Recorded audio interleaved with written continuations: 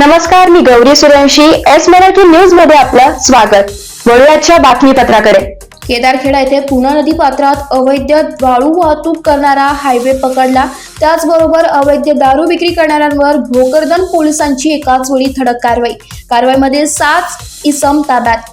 8 August रोजी सकाळी 5 वाजेच्या सुमारास मिळालेल्या गोपनीय माहितीनुसार केदारखेडा शिवारात पूर्णा नदी पात्रात अवैध वाळू वाहतूक करणारे हायवा टिप्पर पकडून पोलीस ठाण्याला आणून आरोपी विरुद्ध गुन्हा दाखल करण्यात आला असून त्यानंतर सायंकाळी 5 वाजेच्या सुमारास पोलीस ठाण्या हद्दीमध्ये अवैध दारू विक्री करणाऱ्या इसमांना याआधी पोलीस ठाणे येथे बोलावून अवैधपणे दारू विक्री करणाऱ्याच्या सूचना दिल्या असून सुद्धा काही ठिकाणी अवैधपणे दारू विक्री होत असल्याची माहिती पोलीस निरीक्षक किरण बिडवे यांना मिळाली. त्यावरून पोलीस ठाण्या हद्दीत किरण बिडवे यांनी पोलीस ठाण्यातील सर्व अधिकारी व अंमलदार यांना रवाना करून एकाच वेळी सर्व ठिकाणावरील अवैध देशी दारू विक्री करणाऱ्या इसमांवर छापा टाकून 10,700 रुपयांची देशी दारू व 3,800 रुपयांची विदेशी दारू पकडून 7 इसमांविरुद्ध कार्यवाही करण्यात आली आहे.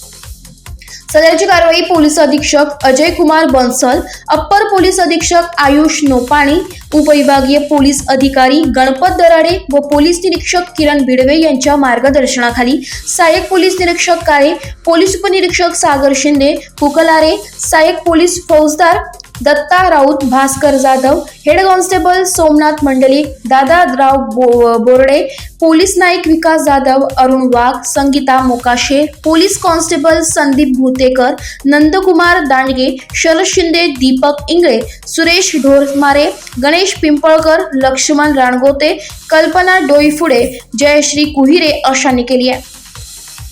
एस मराठी न्यूज साठी प्रतिनिधी अमोल शिंदे, भोकरदन.